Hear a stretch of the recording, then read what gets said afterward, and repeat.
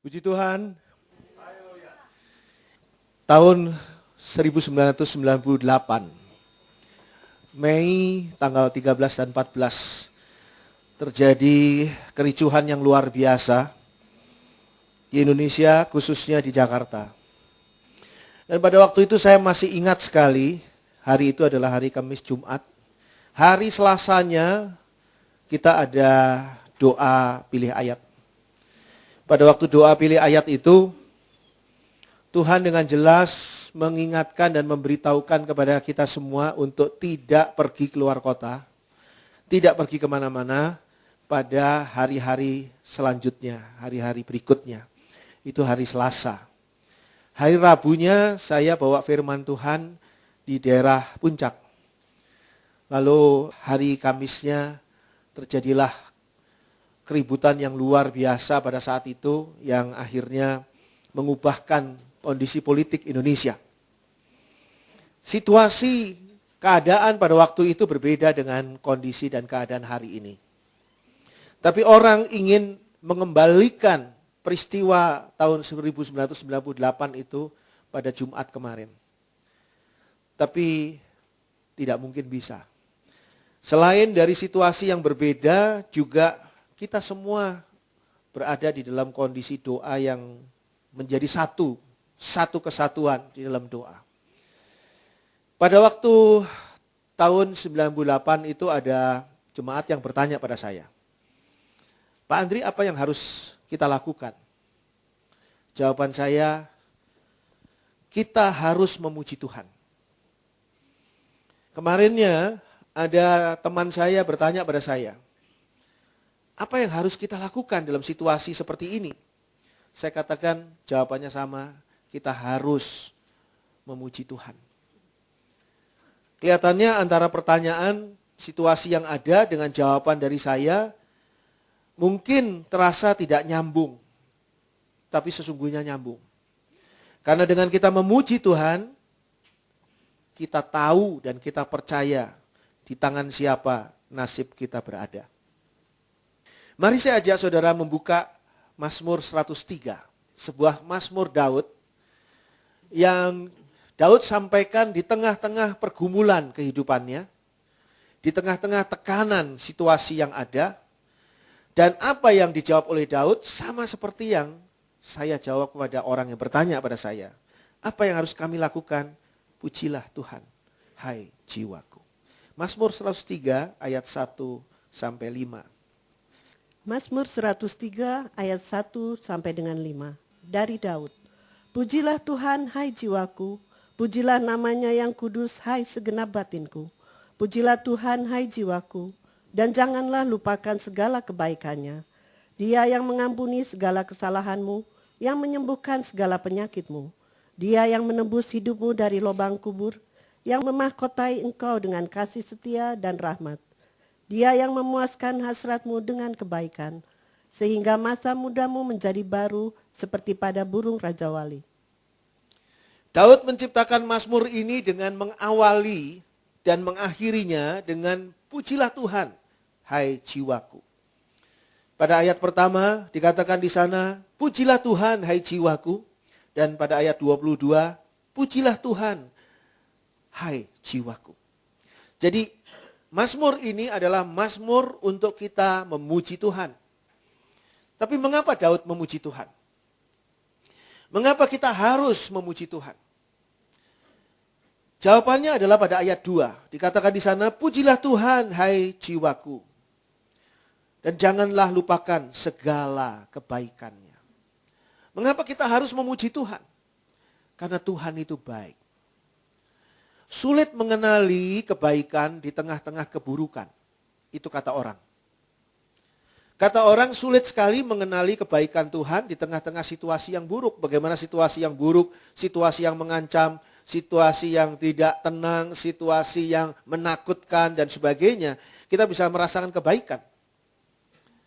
Tetapi sesungguhnya justru kebaikan Tuhan dirasakan di tengah-tengah situasi yang kontras. Kalau saudara berada di dalam ruangan yang terang, maka lilin yang saudara bawa itu tidak terasa cahayanya. Tapi justru di dalam ruangan yang gelap, ketika saudara membawa lilin atau pelita yang kecil sekalipun, cahayanya itu akan dominan. Begitu juga di situasi yang buruk. Kalau kita memuji Tuhan, karena Tuhan itu baik, dan kita rasakan kebaikan Tuhan di tengah situasi yang buruk, maka kita akan bisa menikmati luar biasa indah dan manisnya kebaikan Tuhan. Paling tidak di sini diuraikan pada ayat 3 sampai dengan ayat 5, ada 5 kebaikan Tuhan yang sesungguhnya menjadi alasan bagi kita untuk memuji Tuhan. Karena kita merasakan kebaikan Tuhan. Yang pertama adalah ayat 3. Dia yang mengampuni segala kesalahanmu. Itu yang pertama. Tuhan itu tidak punya alasan lain untuk mengampuni kesalahan saudara dan saya, kecuali karena kebaikannya. Karena kasihnya yang luar biasa. Kita sendiri bisa merasakan, kalau ada orang bersalah kepada kita, apalagi salahnya begitu besar, begitu menyakitkan hati, begitu luar biasa, sulit buat kita untuk bisa mengampuni atau memaafkan dengan sungguh-sungguh. Mungkin kalau ditanya apakah kamu sudah memaafkan kesalahan orang itu, oh sudah. Tapi di dalam hati, jauh di dalam lubuk hati, masih ada menyimpan kesalahan orang itu. Masih tidak bisa sepenuhnya mengampuni.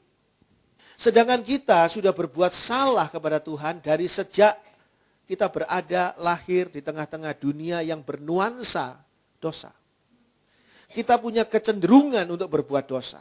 Kita punya kecenderungan untuk menyakiti hati Tuhan. Mengecewakan Tuhan. Sudah begitu banyak dosa yang kita lakukan. Dan Tuhan mengampuninya. Dia yang mengampuni segala kesalahanmu. Tanpa kita diampuni kesalahannya, kita tidak mungkin bisa berhubungan dengan Tuhan. Ada ganjelan di sana. Tuhan itu adalah Tuhan yang maha benar, Tuhan yang maha suci. Sedangkan kita manusia yang tidak benar, manusia yang berdosa, manusia yang kotor.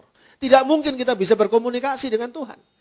Jadi untuk pengampunan ini saja adalah suatu hal kebaikan Tuhan yang luar biasa. Ketika kita berdoa kepada Tuhan dan minta tolong kepada Tuhan, Tuhan bisa saja menjawab begini, apa urusanku dengan kamu? Pergi kamu, tidak ada urusan dengan kamu orang berdosa. Tuhan enggak menolong kita. Selesailah sudah, pertolongan berhenti dan tidak ada hubungan dengan Tuhan. Tapi di sini tidak seperti itu. Tuhan katakan, firman Tuhan jelaskan kepada kita, Dia itu baik. Tuhan itu adalah Tuhan yang baik karena Dia mengampuni kesalahan kita. Jelas kita adalah orang yang bersalah, tapi diampuni. Lalu terjalinlah satu hubungan dengan Tuhan. Hubungan ini melahirkan yang berikutnya, yang nomor 2 dikatakan di sana pada ayat 3, yang menyembuhkan segala penyakitmu. Dosa kita, kesalahan kita, salah langkah kita, kecerobohan kita mendatangkan penyakit bagi kita. Adam dan Hawa ribuan, jutaan tahun mungkin ada di Taman Firdaus sebelum mereka jatuh dalam dosa. Mereka tidak pernah sakit. Tapi setelah mereka jatuh dalam dosa dan mereka terusir dari Firdaus, situasinya berbeda. Itu sebabnya tubuh manusia ini saat ini mudah rentan kena penyakit. Orang yang sehat sekalipun bisa tiba-tiba dinyatakan sakit ini, sakit itu dengan kondisi yang sudah terlanjur parah. Tapi Tuhan menyembuhkan. Dikatakan di sini pada ayat 3, yang menyembuhkan segala penyakitmu. Jadi penyakit apapun juga. Penyakit yang pernah dipahami oleh manusia, termasuk penyakit yang tidak pernah dipahami oleh manusia. Tuhan mampu menyembuhkan. Amin. Tuhan mampu menyembuhkan. Tuhan mampu menyembuhkan dan Tuhan mau menyembuhkan karena apa? Karena dosa sudah diampuni. Kesalahan kita sudah diampuni, sudah tidak ada lagi jarak, tidak ada lagi jurang antara Tuhan yang Maha Kudus, Maha Suci dengan kita manusia yang adalah debu. Tuhan menyembuhkan penyakit kita. Yang ketiga adalah dikatakan pada ayat 4, Dia yang menebus hidupmu dari lubang kubur. Dosa kita membuat kita harus mati kekal. Dosa kita meletakkan diri kita ke dalam kematian kekal. Ketika dosa kita diampuni, proses kita masuk dalam kematian kekal masih ada. Karena apa? Itu bagian dari dosa yang kita lakukan. Dosanya diampuni oleh Tuhan. Tapi bagaimana kita keluar dari kematian itu sendiri? Dikatakan di sini, Dia menebus kita dari kematian. Ayat 4, Dia yang menebus hidupmu dari lubang kubur. Menebus itu dalam arti kata menggantikan. Menggantikan ini kita kenal betul ketika barang kita diletakkan di kantor pegadaian. Ketika kita mau mengambil barang itu kembali, kita harus menebusnya dengan sejumlah uang yang tadinya kita pinjam. Kita harus menebusnya sampai selesai jumlah uang itu. Baru barang itu bisa diambil kembali. Bagaimana kita bisa diambil kembali dari lubang kubur dan masuk ke dalam hidup yang Tuhan berikan? Tuhan harus menebusnya. Menebusnya tidak bisa memakai uang, tetapi harus memakai kehidupan, memakai nyawa. Nyawa Tuhan Yesus yang dipakai untuk menebus kita dari kematian. Karena Tuhan itu baik. Maka bukan saja Dia menyembuhkan penyakit kita di dunia ini, tapi Tuhan menebus kita dari kematian. Lalu yang keempat, dikatakan di sana pada ayat 4 juga. Yang memahkotai engkau dengan kasih setia dan rahmat. Memahkotai itu adalah suatu jenjang posisi yang tinggi. Orang yang dimahkotai itu pasti istimewa. Miss World itu dikasih mahkota. Ratu dunia dikasih mahkota. Yang enggak jadi ratu, enggak diberi mahkota. Mereka yang zaman dulu Olimpiade bertanding, menang jadi juara, diberi mahkota. Karena mereka menang. Termasuk mereka yang menjadi raja, dinobatkan menjadi raja, mereka diberi mahkota. Mahkota itu posisi yang tinggi. Bagaimana kita yang tadinya sudah berada di dalam, ya, menempel pada kerak-kerak neraka, itu bisa diambil oleh Tuhan dan dijadikan terhormat. Dengan apa? Dikatakan di sini dimahkotai dengan kasih setia dan rahmat, dengan kasih setia Tuhan dan kemurahan Tuhan. Rahmat Tuhan ini adalah dengan kemurahan Tuhan. Ini yang Tuhan berikan kepada kita. Itu yang membuat kita itu mempunyai nilai yang tinggi. Apa sebabnya? Karena ada kasih setia dan kemurahan Tuhan yang menyertai kita. Seringkali kita itu cuma dengar kata-kata ini, tapi kita tidak sungguh-sungguh beriman kepada kata-kata firman Tuhan ini. Saya mau beritahukan pada saudara. Yang namanya mantra. Mantra itu disusun oleh manusia atas arahan dari kuasa gelap. Saya dulu hafal beberapa mantra. Ketika hidup saya belum bertobat, saya memakai mantra-mantra itu untuk melakukan sesuatu hal. Tergantung dari mantranya apa. Dan mantra itu dibaca oleh orang itu yang memakai mantra dengan percaya kepada mantra itu. Sehingga mereka membacanya. Dan celakanya dalam hiburan-hiburan anak-anak kecil sudah diajari mantra. Yaitu kapan? Ketika mereka nonton badut yang bisa sulap. Badut yang bisa sulap itu memberi mantra simsalabim. Simsalabim sebetulnya bukan mantra. Tapi itu dijadikan mainan seolah-olah melalui itulah maka nanti bunga yang dimasukkan ke dalam topi penyulap keluarnya kelinci. Seperti itu. Gara-gara simsalabim. Mantra yang baru adalah prok prok prok jadi apa? Dibantu ya. Lah itu mantra yang baru. Itu semua itu adalah tanpa sadar mengajari anak-anak ini untuk masuk ke dalam mantra. Yang lain lagi film Harry Potter. Beberapa film Harry Potter itu mantranya asli. Karena saya pernah baca buku tentang mantra dan tidak ada hubungan dengan film itu. Tapi ternyata kata-katanya persis sama digunakan oleh Harry Potter. Jadi itu bahaya. Ini adalah mantra. Dan mantra itu ketika diucapkan, mantra itu jadi. Mantra itu terjadi seperti apa yang dimaui oleh kuasa kegelapan. Itu mantra. Di sini kita punya lebih dari mantra. Yaitu firman Tuhan.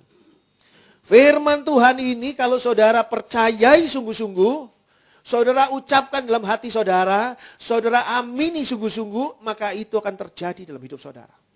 Sayangnya banyak orang yang mendengar firman Tuhan hanya sekedar sebagai bagian dari tulisan Alkitab yang kita baca di dalam ibadah pada hari Minggu. Padahal bukan. Firman Tuhan ini adalah kuasa. Ingat, ketika Allah menciptakan dunia ini, Allah menciptakannya dengan firman. Firman itu kuasa luar biasa. Sehingga kalau dikatakan di sini, bahwa Tuhan itu mengasihi kita, memahkotai kita dengan kasih setia dan rahmat. Hiduplah di dalam kasih setia dan rahmat Tuhan. Hiduplah dalam kasih setia dan kemurahan Tuhan. Percayalah di dalam hidup saudara setiap hari. Ketika saudara baru bangun tidur, sampai nanti saudara tidur lagi pada hari itu, saudara berada di dalam kasih setia dan kemurahan Tuhan. Sehingga saudara tidak pernah takut, tidak pernah khawatir, tidak pernah bimbang di dalam menjalani kehidupan saudara apapun situasi yang saat itu ada. Kita tidak bisa mengubah situasi di luar sana. Tidak bisa. Saudara tidak bisa memadamkan katakanlah matahari ini kok terik sekali ya. Nanti kulit saya jadi warnanya gelap ini. Tidak bisa. Tapi saudara bisa buka payung. Saudara bisa berteduh. Supaya kulit saudara tidak terbakar oleh matahari kan bisa. Kita tidak bisa memengaruhi situasi di luar sana. Yang mungkin sedang kacau, yang digerakkan oleh kuasa kegelapan sedemikian rupa. Yang saya saksikan ini adalah kuasa kegelapan yang bekerja demikian rupa. Di antara banyak orang, situasi kondisi negara dan sebagainya ini. Yang akhirnya menghasilkan situasi yang seperti itu. Yang mengancam dan sebagainya. Kita tidak bisa mengubah, tapi kita bisa tidak berada dalam situasi itu karena kita punya payung. Payungnya itu namanya firman Tuhan. Sehingga saudara tidak perlu takut. Saudara tidak perlu gelisah. Dengar banyak berita, banyak. Kita waspada, perhatian, hati-hati, betul. Tapi bukan berarti kita takut. Sebab apa? Sebab Tuhan itu memberikan kepada kita, dikatakan di sini, memahkotai engkau dengan kasih setia dan rahmat Tuhan. Dengan kemurahan Tuhan. Yang kelima adalah pada ayat 5. Dia yang memuaskan hasratmu dengan kebaikan. Tuhan itu memuaskan kita dengan kebaikan.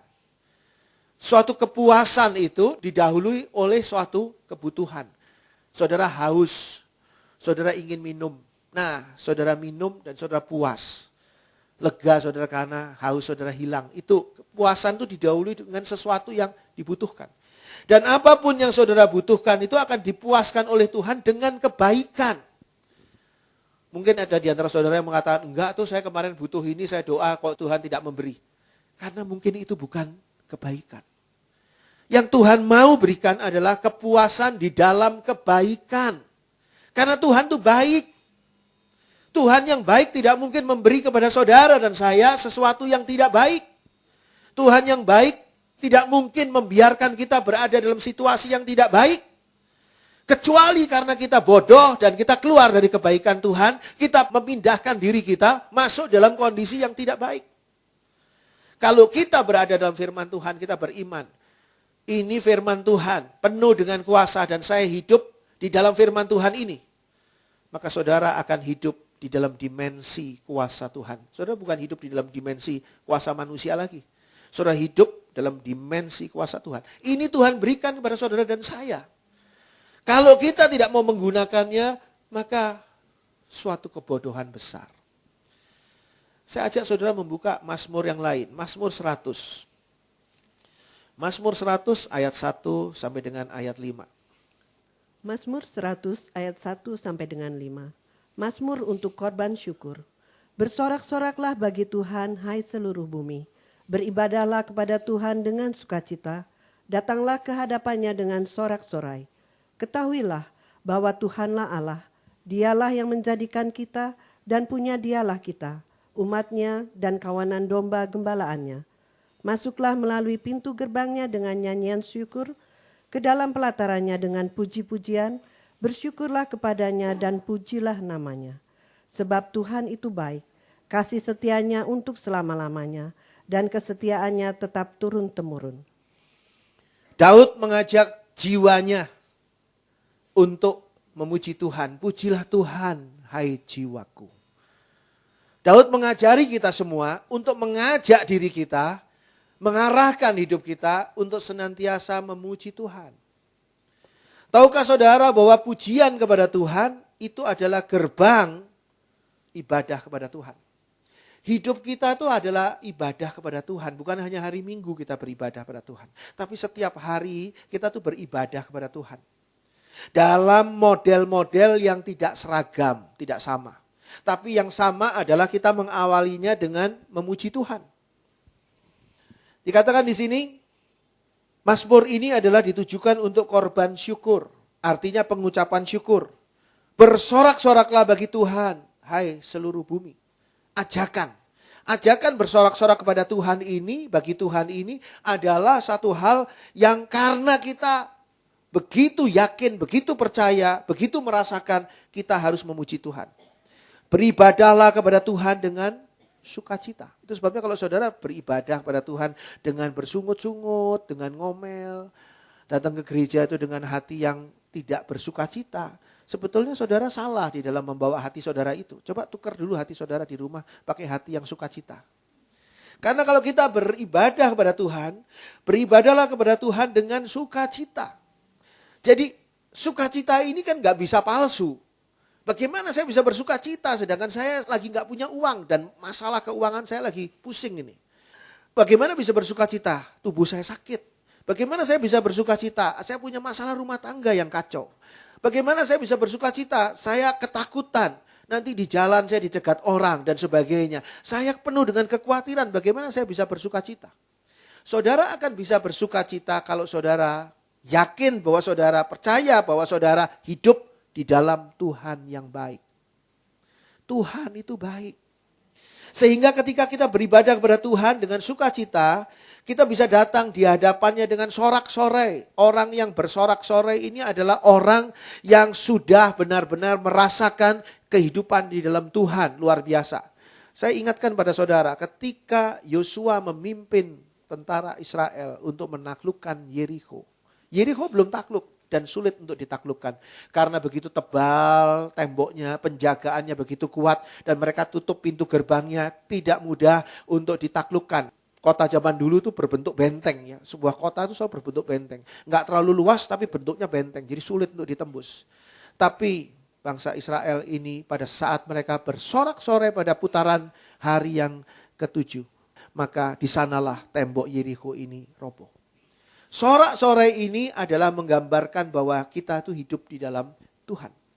Ketahuilah bahwa Tuhanlah Allah, dialah yang menjadikan kita dan punya dialah kita, umatnya dan kawanan domba gembalaannya. Artinya kita itu berada di dalam tanggung jawab Allah.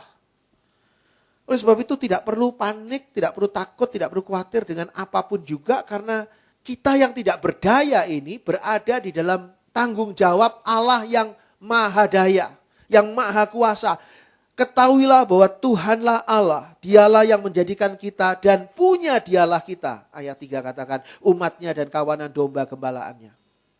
Oleh sebab itu kalau kita hidup dalam ayat 3 ini kita amini betul dan kita percaya pada ayat 3 ini bahwa aku ini adalah milik Allah yang dipelihara oleh Allah, dijagai oleh Allah, dilindungi dan menjadi tanggung jawab Allah. Maka ayat 4, masuklah melalui pintu gerbangnya dengan nyanyian syukur. Ke dalam pelatarannya dengan puji-pujian, bersyukurlah kepadanya dan pujilah namanya. Penderitaan yang berat, tekanan masalah yang berat, kadang-kadang membawa kita untuk memasuki gerbangnya dengan tangisan. Dengan kita berlutut di hadapan Tuhan dan menangis, Tuhan, terlalu berat apa yang saya hadapi. Hal itu mungkin tidak bisa kita hindari. Tapi ketika kita menyadari bahwa kita ini milik Tuhan, kita itu tidak bisa dikuasai oleh masalah yang paling rumit apapun juga. Kalau kita percaya bahwa kita itu milik Tuhan dan hidup di dalam Tuhan, maka kita bisa masuk dalam gerbangnya pada waktu ibadah dengan pujian. Itu sebabnya ibadah selalu diawali dengan pujian syukur kepada Tuhan. Apa sebabnya? Sebab Tuhan itu baik, ayat 5. Kasih setianya untuk selama-lamanya dan kesetiaannya tetap turun-temurun. Saya anjurkan kalau saudara datang ibadah, datanglah tidak terlambat. Apa sebabnya? Karena dalam ibadah ini yang kita butuhkan bukan hanya firman Tuhan. Tapi yang kita butuhkan sejak kita masuk pada gerbangnya dengan pujian. Saudara yang tidak datang tepat waktu ataupun sebelumnya malah. Saudara datang terlambat, saudara sudah dirugikan. Saudara sudah dirugikan oleh situasi yang ada. Apa kerugiannya? Kerugiannya adalah saudara tidak bisa bersama-sama menyampaikan pujian syukur kepada Tuhan ketika kita semua sebagai jemaat masuk dalam gerbang ibadah ini dengan pujian. Kita memuji Tuhan. Ada orang berpikir bahwa ya mungkin setengah jam, 30 menit atau 30 menit lebih sebelum firman Tuhan disampaikan itu adalah masa-masa menunggu orang-orang yang datang gitu. Bukan. Itu sudah mulai. Karena apa? Karena kita mulainya dari sejak lagu pertama ketika kita memuji Tuhan. Itu sebabnya dipilih di tempat kita ini lagu pertama adalah lagu pujian. Bukan lagu penyembahan, tapi lagu pujian. Masuklah melalui pintu gerbangnya dengan nyanyian syukur, ke dalam pelatarannya dengan puji-pujian. Bukan dengan penyembahan. Ada gereja lain yang masuknya mulai penyembahan. Ya terserah ya gereja masing-masing. Tapi kalau saya berdasarkan ayat ini, kita harus masuk dengan pujian. Itu masuk gerbangnya. Nanti menangis silahkan. Tapi sekarang masuk dulu pujian. Sebab apa? Sebab Tuhan itu baik. Tuhan itu baik. Itu yang harus saudara pikirkan. Tuhan yang baik sekali lagi tidak akan membiarkan saudara berada di dalam ketidakbaikan. Kalau Tuhan membiarkan saudara berada dalam ketidakbaikan, berarti Tuhan itu tidak baik. Tapi Tuhan tidak pernah membiarkan saudara dalam kondisi ketidakbaikan. Tapi kenapa kemarin kok stres, kok tegang, kok begini situasi. Itu karena kita tidak hidup, tidak berada membawa diri kita ke dalam Tuhan yang baik. Percayalah Tuhan itu baik dan Tuhan menjagai kita. Ayah saya punya alergi. Alerginya ayah saya itu apa? Debu. Jadi kalau ada debu gitu ya, orang nyapu atau ada debu yang orang ambil buku itu, buku yang sudah lama di rak, gak pernah dibersihin, diambil, ada debunya kan. Dia jauh dari situ, jauh, gak dekat-dekat di situ. Jauh tapi dia lihat debu itu terus bersin-bersin. Gak berhenti-berhentinya, bersin terus. Itu ayah saya punya alergi begitu. Ya itu masuk akal lah ya. Debu kadang-kadang membuat kita bersin ya. Tapi yang anehnya kalau saya ajak nonton dia film koboi. Di film koboi itu ada kuda kan. Kudanya tuh ketika berjalan berlari itu kan debunya kan. Dia bersin-bersin juga. Coba ini gak masuk akal kok menurut saya. Mana debunya? Itu debu di film. Saya pikir gak masuk akal ini. Ya apa-apa itu alergi katanya gitu. Lihat film koboi itu debu. Nah kita seringkali seperti itu juga loh. Kita tuh tidak berada dalam situasi tidak baik. Sekali lagi, kita tidak berada dalam situasi tidak baik. Karena Tuhan itu baik menempatkan kita di kondisi yang baik. Kita tidak berada di dalam situasi yang baik. Adanya kita di mana? Di rumah. Di rumah buka televisi. Nonton televisi di situ, yang diulang-ulang terus, berita yang itu-itu juga, yang bikin serem. Udah buka HP, di HP juga berita-beritanya luar biasa seremnya. Malah peristiwa-peristiwa yang bukan peristiwa itu juga dimasukkan seolah-olah menjadi peristiwa itu. Membuat kita pindah nih kita. Jadi rasanya berada dalam situasi yang tidak baik itu. Debunya itu ada di film. Kitanya bersin-bersin di sini, nah masuk akal. Saudara dan saya, sekali lagi saya ingin tekankan, kita hidup di dalam kebaikan Tuhan. Kalau kita hidup dalam kebaikan Tuhan, Tuhan tidak akan membiarkan kita berada dalam situasi tidak baik. Dan kondisi yang tidak baik itu di sana. Ada enggak kondisi tidak baik? Ada. Tapi bukan kita. Bukan di kita, bukan. Di sana kondisi tidak baik. Dan kondisi yang tidak baik itu tidak menguasai kita. Apa sebabnya? Karena kita berada di dalam pemeliharaan Tuhan yang baik. Itu yang harus kita imani. Kalau saudara mengimani Sodom dan Gomora yang sedang hancur, maka saudara akan menoleh ke belakang seperti istri Lot yang mau terlibat dengan hancurnya Sodom. Peristiwa hancurnya Sodom. Pengen tahu. Istri Lot itu kepo. Dia suruhnya lari. Lari kamu sampai ke Soar bersama dengan Lot. Ini dia noleh ke belakang. Jangan noleh ke belakang. Menoleh ke belakang. Kepo. Karena itu dia jadi tiang garam. Ini adalah satu gambaran bahwa di mana saudara hidup, disitulah yang saudara rasakan. Saudara hidup di mana? Kalau saudara hidup di dalam Tuhan yang tidak baik, ya saudara rasakan ketidakbaikan.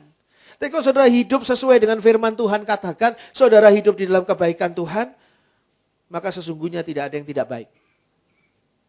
Kita kembali ke Mazmur 103. Mazmur 103 ayat 6 sampai 14. Mazmur 103 ayat 6 sampai dengan 14. Tuhan menjalankan keadilan dan hukum bagi segala orang yang diperas. Ia telah memperkenalkan jalan-jalannya kepada Musa, perbuatan-perbuatannya kepada orang Israel. Tuhan adalah penyayang dan pengasih, panjang sabar dan berlimpah kasih setia. Tidak selalu ia menuntut dan tidak untuk selama-lamanya ia mendendam. Tidak dilakukannya kepada kita setimpal dengan dosa kita dan tidak dibalasnya kepada kita setimpal dengan kesalahan kita. Tetapi setinggi langit di atas bumi, demikian besarnya kasih setianya atas orang-orang yang takut akan Dia. Sejauh timur dari barat, demikian dijauhkannya daripada kita pelanggaran kita. Seperti Bapa sayang kepada anak-anaknya, demikian Tuhan sayang kepada orang-orang yang takut akan Dia. Sebab Dia sendiri tahu apa kita. Dia ingat bahwa kita ini debu. Bagaimana cara Tuhan untuk menempatkan kita di tempat yang baik? Bagaimana cara Tuhan untuk menempatkan kita di dalam kebaikan Tuhan? Caranya adalah menggunakan firman Tuhan. Firman Tuhan ini yang saya tadi katakan lebih dari mantra apapun. Kuasa kegelapan menggunakan mantra dan mantra itu jalan. Saudara jangan berpikir mantra itu adalah sesuatu yang gak masuk akal, sesuatu yang khayal. Enggak. Kuasa kegelapan itu nyata. Kuasa setan iblis itu nyata. Dan mantra itu nyata. Mantra itu dibuat untuk diucapkan berkali-kali dan nyata. Tapi kita punya yang lebih dari mantra, yaitu kuasa Tuhan. Kuasa Tuhan ini adalah di dalam firman Tuhan. Dan ketika firman Tuhan menjadi sebuah aturan atau sebagai hukum, maka di dalam kehidupan kita, kita mempunyai satu panduan untuk hidup di dalam kebenaran versi Tuhan. Kita baca ayat 6 dan 7. Tuhan menjalankan keadilan dan hukum bagi segala orang yang diperas. Ia telah memperkenalkan jalan-jalannya kepada Musa, perbuatan-perbuatannya kepada orang Israel. Mazmur 103 ayat 6 dan ayat 7. Orang yang diperas, siapa orang yang diperas? Orang yang diperas itu kita. Kenapa kita diperas? Oleh siapa kita diperas? Kita diperas oleh dosa kita sendiri. Kita berada di dalam suatu kurungan dosa yang membuat kita diperas oleh dosa kita sendiri, dituduh oleh dosa kita sendiri sedemikian rupa sehingga kita tidak bisa keluar dari sana. Tapi Tuhan sudah melepaskan kita dari dosa kita. Sehingga Tuhan menjalankan keadilan dan hukum bagi segala orang yang diperas. Bagaimana caranya? Dengan menjadikan firman Tuhan menjadi aturan dan hukum dalam kehidupan kita. Agar apa? Agar kita hidup dalam kebenaran versi Tuhan. Ia telah memperkenalkan jalan-jalannya, firman-Nya, aturannya, hukumnya kepada Musa. Perbuatan-perbuatannya kepada orang Israel. Jadi di sini kita lihat bagaimana Tuhan membawa firman Tuhan itu pertama kali pada hukum Taurat sebagai hukum, sebagai aturan. Hukum Tuhan itu diadakan bukan untuk menempatkan saudara dan saya sebagai pendosa. Seringkali kalau tidak ada hukum, tidak ada kesalahan. Sepak bola, bola sampai keluar, kena ke kaca tetangga juga nggak apa-apa. Kalau nggak ada garis hukum batasnya lapangan sepak bola. Karena ada garis batas lapangan sepak bola, keluar dikit aja 1 senti saja, 2 senti saja, sudah outside. Berarti sudah keluar dari garis itu. Jadi hukum ini seringkali menunjukkan kesalahan. Kalau tidak ada hukum, tidak ada kesalahan. Saudara jalan di jalan itu, lewat perempatan, lewat saja saudara, karena tidak ada lampu stopan. Dan ada lampu stopannya mati semua. Dibuka, nggak ada lampunya di dalamnya. Ya itu ya saudara lewat aja, nggak ada kesalahan. Tapi begitu lampu itu merah dan saudara lewat, saudara kena tilang. Ada kesalahan. Jadi hukum itu seringkali yang kita kenal adalah menempatkan kita pada sesuatu yang nantinya menunjukkan kesalahan.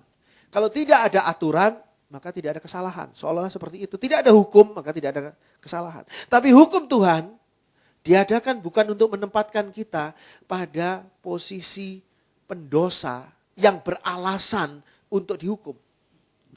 Tapi justru untuk menunjukkan kasih-Nya. Jadi hukum Tuhan ini justru untuk menunjukkan kasih-Nya yang bisa mengatasi ketidakberdayaan kita karena dosa kita sendiri. Ayat 8, Tuhan adalah penyayang dan pengasih, panjang sabar dan berlimpah kasih setia. Tidak selalu ia menuntut dan tidak untuk selama-lamanya ia mendendam. Tidak dilakukannya kepada kita setimpal dengan dosa kita dan tidak dibalasnya kepada kita setimpal dengan kesalahan kita. Tetapi setinggi langit di atas bumi, demikian besarnya kasih setianya atas orang-orang yang takut akan Dia. Sejauh timur dari barat, demikian dijauhkannya daripada kita pelanggaran kita. Kalau Tuhan itu tidak baik, Tuhan taruh hukum di sana, Tuhan tunggu saudara dan saya kita masuk terjerat di dalam hukum itu. Nah lo, kena lo. Lo sudah melakukan dosa. Lo masuk di dalam hukuman Tuhan. Ini loh hukumannya. Lo kan tahu sendiri akibat dari ini, pelanggaran ini, maka konsekuensinya begini. Tapi Tuhan tidak seperti itu. Tuhan justru ketika ada orang yang masuk di dalam atau melanggar dalam hukum itu, Tuhan itu justru berbelas kasihan untuk mengampuni dan membebaskan orang itu. Sehingga dikatakan di sini, yang Tuhan lakukan adalah sesuatu yang sangat-sangat gak masuk akal. Karena apa? Demikian jauhnya Tuhan menjauhkan kita dari pelanggaran kita setinggi langit di atas bumi. Berapa tingginya langit di atas bumi? Sampai hari ini belum ada ilmuwan yang pandai yang bisa menentukan tingginya langit ternyata sekian. Padahal kalau soal tinggi, soal panjang, soal lebar, soal ukuran, soal matematika, soal ilmu pasti. Namanya ilmu pasti bisa jadi nggak pasti ketika ditanya berapa tingginya langit dari muka bumi.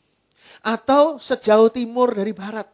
Ada satu daerah yang namanya timur dan ada satu daerah yang namanya barat. Ukur jauhnya berapa? Apa susahnya? Ternyata susah. Gak bisa bolak-balik kita muteri dunia ini dan tidak ketemu mana ujung barat, mana ujung timur. Arah timur tahu, arah barat tahu, tapi tidak tahu mana ujungnya akhirnya untuk bisa diukur. Jadi sejauh itu Tuhan menjauhkan kita dari kesalahan-kesalahan kita akibat firman Tuhan yang menjadi hukum tadi. Kita tidak ditempatkan untuk menjadi pendosa yang beralasan untuk dihukum. Tapi justru di sana kesempatan Tuhan menunjukkan kasih-Nya yang luar biasa. Untuk bisa mengatasi semua ketidakberdayaan kita karena dosa kita. Sehingga digambarkan di sini pada ayat 13 dan 14. Seperti Bapa sayang kepada anak-anaknya. Demikian Tuhan sayang kepada orang-orang yang takut akan Dia. Sebab Dia sendiri tahu apa kita. Dia ingat bahwa kita ini debu. Seperti Bapa yang memagari anak-anaknya dengan segala kasih-Nya yang luar biasa. Dari segala kecelakaan, dari segala kebinasaan. Gimana caranya anak-anak itu dipagari? Nah, nanti kalau papa belum jemput kamu diajak pulang sama siapapun jangan mau. Nah itu hukum tuh. Itu firmannya siapa? Firman bapaknya. Jadi hukum, jadi aturan. Gak ada itu aturan di undang-undang negara ini bahwa kalau seorang bapak belum jemput anaknya maka anaknya tidak boleh pulang dengan orang lain. Gak ada. Tapi si bapak ini memberi aturan. Kalau nanti papa belum datang kamu jangan mau ya. Diajak sama siapapun ya. Itu namanya kamu diculik. Apa sih diculik? Gak tahu kan dia. Dimensi anak ini masih SD atau masih TK. Gak ngerti apa namanya diculik. Jadi pokoknya ikuti saja kemauannya papa ini. Maka kamu akan selamat. Allah memberikan hukum seperti itu kepada kita. Bukan supaya kita nanti bisa dimarahi oleh Allah. Bisa dihukum oleh Allah. Bukan. Untuk melindungi kita dari kecelakaan dan kebinasaan. Jadi dengan mengikuti firman Tuhan kita terluput dari kecelakaan dan kebinasaan. Mengikuti saja firman Tuhan. Papa tadi bilang gak boleh. Ya sudah, sekarang saya nunggu di sekolah terus. Papa kok belum datang-datang ya? Ini ada pegawainya papa lewat situ. Naik motor ngajak, ayo pulang. Gak mau, saya nunggu papa. Papa lu masih lama, sama saya aja. Saya kebetulan lewat sini pulang, gak mau. Belum tentu pegawai ini mau nyulik, tapi saya gak mau. Kenapa? Karena saya tunggu papa saya. Nah kita seringkali tidak seperti itu. Ketika Tuhan bilang jangan, ditawari buah yang terlarang, ya udahlah. Pikir-pikir ini pegawainya papa, ya udahlah. Ternyata pegawainya papa ini sakit hati sama si papa. Dan pegawai ini menculik kita. Lalu kita organ-organnya dijual. Kita jadi anak kecil yang tanpa organ jadinya. Gawat banget. Jadi kita lihat nih di sini. Bagaimana Tuhan menempatkan kita dalam kondisi yang baik melalui apa? Firman. Kalau saudara tidak mau dengar firman dan saudara tidak mau peduli pada firman, saudara sedang keluar dari kebaikan Tuhan. Kebaikan Tuhan hanya terjadi kalau kita berada di dalam firman Tuhan. Firman Tuhan ini memang awalnya berupa hukum. Karena kita ini adalah orang yang belum mengerti. Seperti bangsa Israel yang bekas budak, belum mengerti. Maka awalnya memang berbentuk hukum. Tapi hukum ini bukan untuk menghukum kita. Hukum ini adalah untuk memagari kita. Supaya kita aman, selamat, tidak mengalami kondisi-kondisi yang buruk. Tuhan itu baik. Tuhan memberi kondisi yang baik pada kita. Kalau kita mau hidup dalam kebaikan Tuhan. Bagaimana konkretnya? Konkretnya adalah hidup dalam firman Tuhan. Cukup. Disitulah kita akan menerima kebaikan Tuhan yang luar biasa. Mazmur 119, ayat 105, ayat 111, dan ayat 112. Mazmur 119, ayat 105, ayat 111, dan ayat 112. Mazmur 119 ayat 105. Firman-Mu itu pelita bagi kakiku dan terang bagi jalanku. Mazmur 119 ayat 111 dan 112. Peringatan-peringatanmu adalah milik pusakaku untuk selama-lamanya, sebab semuanya itu kegirangan hatiku. Telah kucondongkan hatiku untuk melakukan ketetapan-ketetapanmu untuk selama-lamanya sampai saat terakhir. Pelita dan terang itu, pada Mazmur yang terkenal sekali, Mazmur 105 ini, pelita dan terang itu menjadi pengarah. Pengarah bagi kita.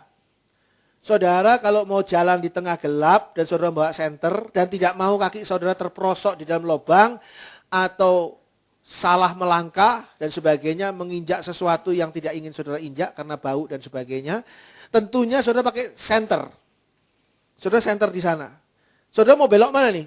Rencana saudara mau belok ke kiri, ya. Saudara senter ke kiri. Pakai senter, cahaya ini, terang ini menerangi jalan saudara dan saudara melangkah di sana.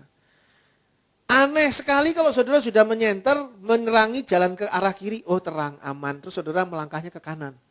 Yang tidak pernah saudara senteri tadi. Tidak ada cahaya ke sana. Ya aneh sekali ini rasanya orang ini belum makan obat ini.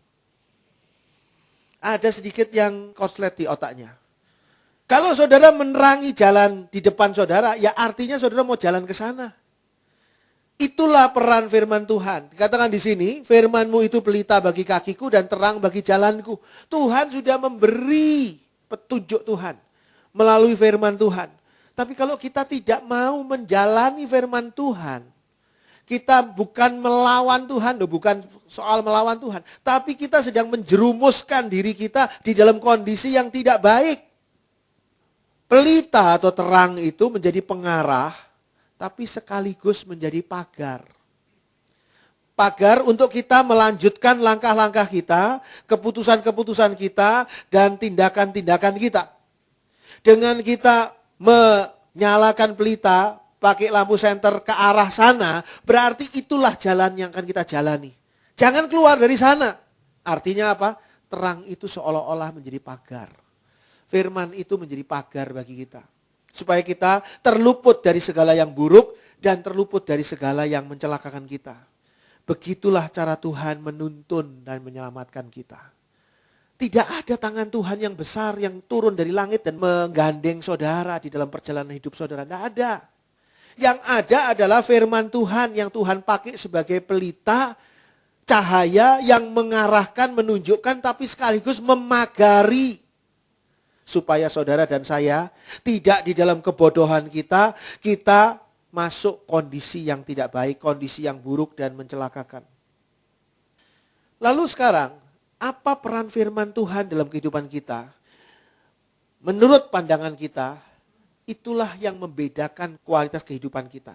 Coba dikatakan di sini pada ayat 111. Peringatan-peringatanmu adalah milik pusakaku untuk selama-lamanya. Sebab semuanya itu kegirangan hatiku. Sekarang menurut saudara, firman Tuhan itu apa? Apakah menurut saudara firman Tuhan itu adalah milik pusaka saudara? Sesuatu yang sangat berharga? Apakah firman Tuhan itu adalah kegirangan bagi saudara? Kalau saudara berjalan di tengah malam yang sangat gelap. Saya pernah masuk ke daerah rumah teman saya, masuk di dalam gang kecil, sangat gelap. Itu nggak bisa jalan. Nggak ada bintang. Langit itu tertutup oleh awan gelap. Mau hujan kayaknya. Itu meraba-raba loh. Bukan cuma tangan meraba-raba, kaki juga meraba-raba. Takut masuk lubang. Kita nggak kenal jalan itu. Karena apa? Karena kita tidak mengenal jalan itu sama sekali. Sehingga ada ketakutan dan kekhawatiran. Kalau hidup saudara setiap hari meraba-raba, hidup saudara setiap hari penuh dengan kekhawatiran, ketakutan, kalau mau kayak gini nanti takut gini, itu saudara sedang berjalan di dalam gelap. Saudara perlu firman Tuhan yang menjadi pusaka saudara. Mungkin saat itu saya tidak bawa bekal makanan. Mungkin saat itu saya tidak bawa apa-apa yang bisa saya bawa. Tapi saat itu yang sangat saya butuhkan lampu senter. Kalau saya punya lampu senter saat itu saya bisa berjalan dengan cepat. Karena saya tahu bahwa di depan saya aman. Ada cahaya yang menerangi. Jadi lampu senter itu menjadi berharga sekali di situasi yang gelap gulita seperti itu. Sekarang dunia ini yang kita jalani adalah dunia yang gelap. Lalu firman Tuhan seberapa berharga bagi saudara? Seberapa saudara benar-benar dipengaruhi, dikuasai, dipimpin, diarahkan, dipagari oleh firman Tuhan? Seberapa? Itu yang membedakan kualitas kerohanian seseorang. Jadi kualitas kerohanian seseorang ini bukan karena orang itu terlihat lebih suci, lebih kudus, lebih rohani gitu, dibandingkan orang lain. Enggak. Tapi seberapa peran firman Tuhan dalam hidupnya. Ayat 112. Telah kucondongkan hatiku untuk melakukan ketetapan-ketetapanmu untuk, perhatikan, selama-lamanya sampai saat terakhir. Apakah saudara sudah mencondongkan hati saudara mengambil keputusan? Saya tidak mau melakukan hal lain kecuali firman Tuhan. Kalau saudara sudah mencondongkan hati saudara untuk firman Tuhan, melakukan ketetapan Tuhan, melakukan hukum Tuhan, melakukan apa yang menjadi petunjuk Tuhan, maka saudara aman dalam hidup saudara. Karena saudara tahu apa yang sedang saudara lakukan. Saya pernah melayani di Wiataguna. Di Wiataguna itu, yang gak tahu sekarang ya, zaman dulu, itu kalau sudah mulai maghrib, mulai malam, aduh gelapnya luar biasa. Tapi orang buta itu jalan dengan lancar, dengan lincahnya. Dia tahu berapa langkah kemudian ada solokan, dia melangkah. Saya orang melek keprosok di dalam solokan. Karena apa? Dia mengetahui jalannya. Jalannya dituntun oleh apa? Oleh sesuatu yang dia kenal, yaitu pengalamannya dia. Kalau saudara mengenal firman Tuhan, saudara bisa berjalan di tengah kegelapan dunia ini dengan lincah. Saudara selalu berada di dalam kondisi yang baik oleh Tuhan yang baik. Seringkali kita tidak mengalami kondisi yang baik itu karena apa? Karena kita keluar dari firman Tuhan. Kita tidak gunakan firman Tuhan. Ada lampu senter tapi tidak dinyalakan. Lampu senter tidak dipasang, saya jalannya masih akhirnya ngawasi bawah sini. Di atas sini ada ujungnya atapnya warung itu. Biasa warung kan sengaja dibuat agak pendek sedikit kan atapnya itu. Supaya orang-orang yang tinggi itu kena kepalanya. Pikiran jelek ya. Duk gitu. kena. Gara-gara apa? Gara-gara lihat ke bawah atau berusaha nyari-nyari, takut ada sesuatu di bawah, atas yang kena. Perhatikan atas, bawah yang kena. Susahnya luar biasa. Di dalam dunia seperti itu, saudara perhatikan yang ini saudara kena. Kalau saudara tidak hidup sesuai dengan firman Tuhan. Mazmur 103 ayat 15 sampai dengan 18. Mazmur 103 ayat 15 sampai dengan 18.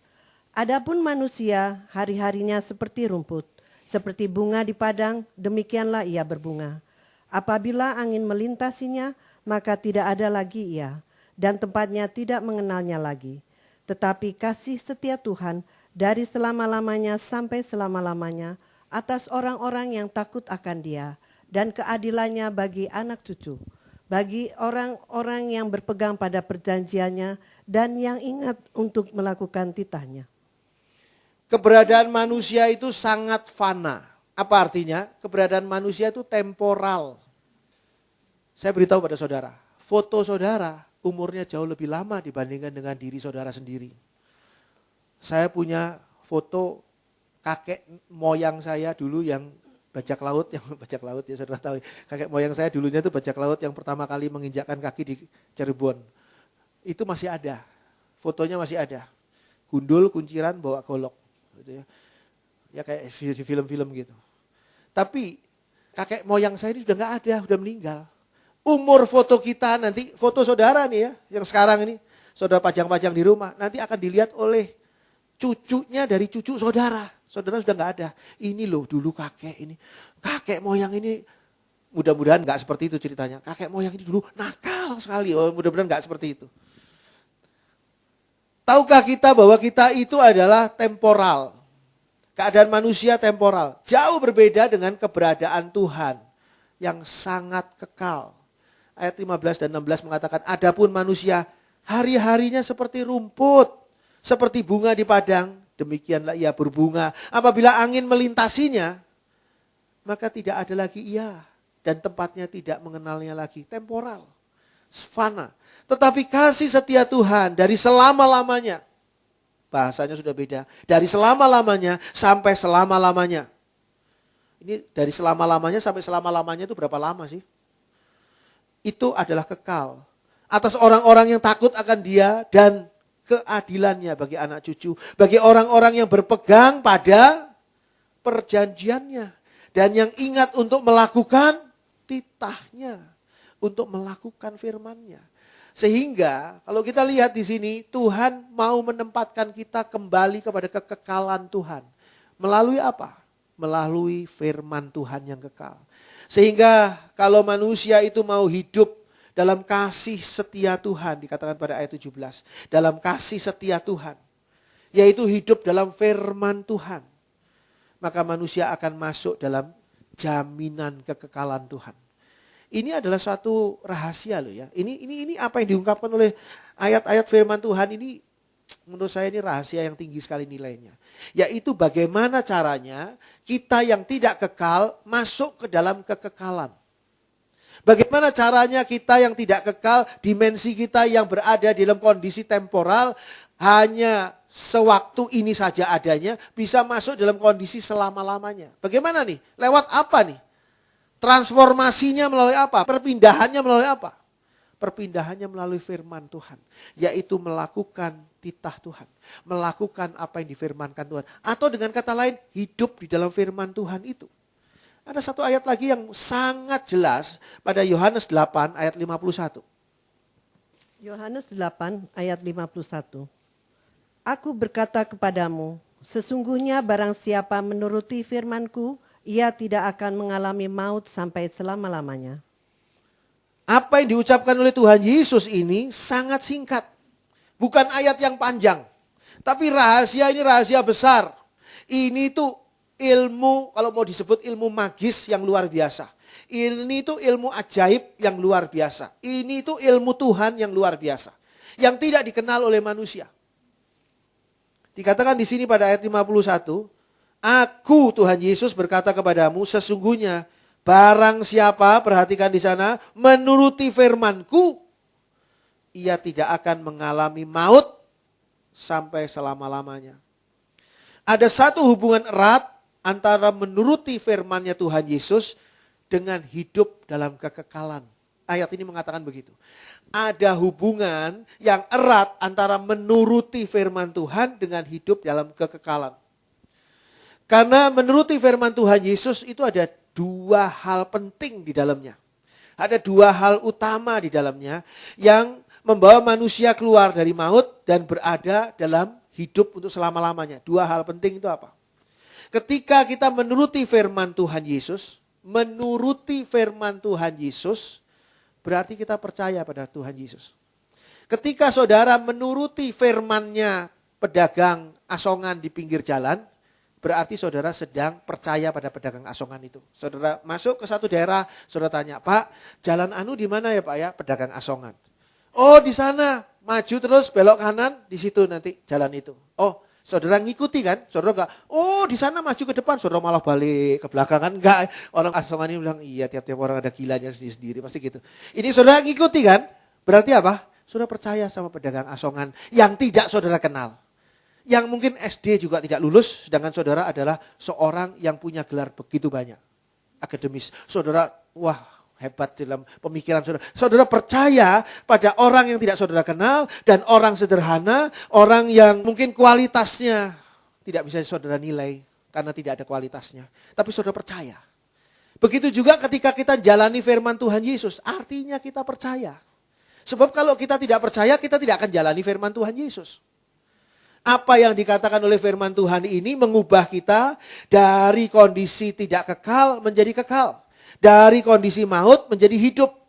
Apa sebabnya? Karena dua perkara. Pertama adalah menuruti firman Tuhan Yesus itu berarti percaya kepada Tuhan Yesus yang sudah berfirman. Jadi kadang-kadang orang itu memaksa. Kamu percaya Tuhan Yesus enggak? Kalau kamu tidak percaya Tuhan Yesus, selesai. Finish hidupmu sampai di sini, selesai. Padahal belum tentu. Harusnya bagaimana? Kamu mau tidak mengikuti firman Tuhan Yesus?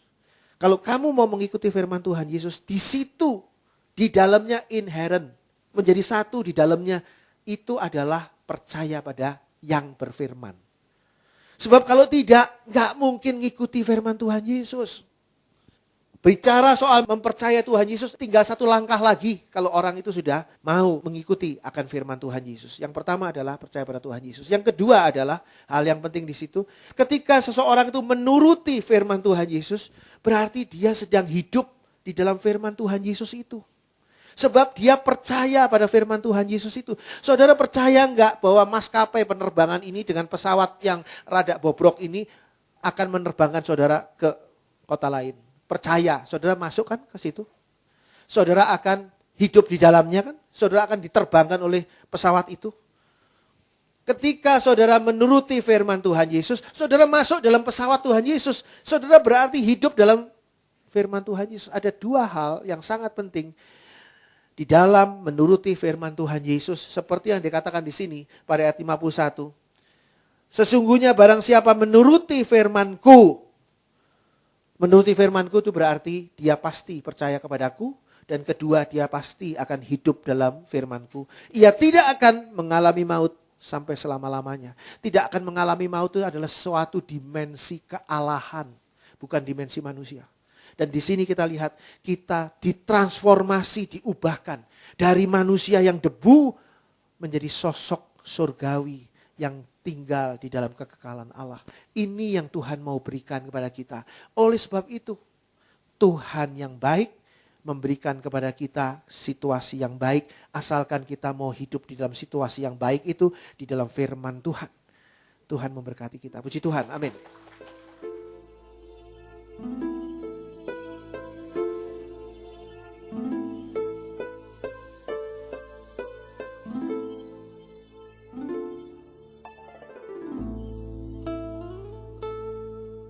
Bapa dalam surga, Allah yang baik, kami mengucap syukur.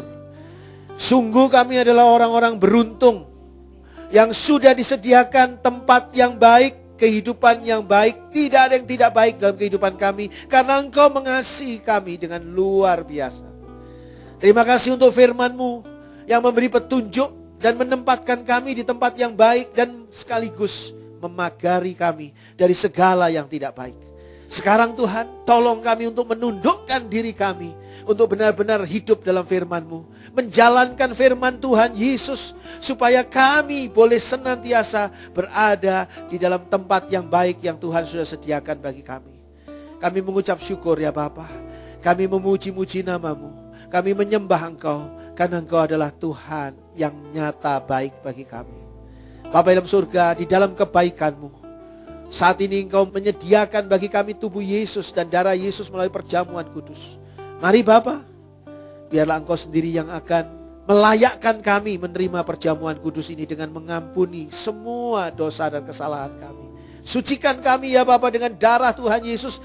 Mohon tidak ada satu hal pun yang tertinggal di dalam diri kami. Tidak ada satu hal pun yang masih menghalangi hubungan kami dengan Tuhan. Melalui segala permohonan pengampunan ini, Tuhan ampuni semua dosa kami. Mari Bapa, darah Yesus menyucikan kami dan melayakkan kami menerima perjamuan kudus ini. Kami mengucap syukur ya Bapa, kami mau terima perjamuan kudus ini. Di dalam nama Allah Bapa, Putra dan Roh Kudus, yaitu di dalam nama Tuhan Yesus Kristus.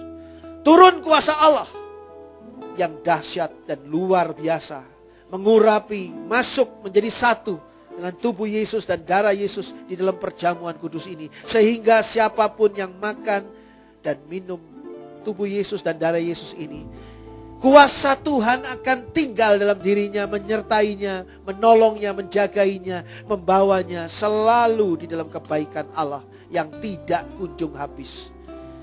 Di dalam nama Tuhan Yesus kami sambut perjamuan kudus ini. Haleluya. Amin.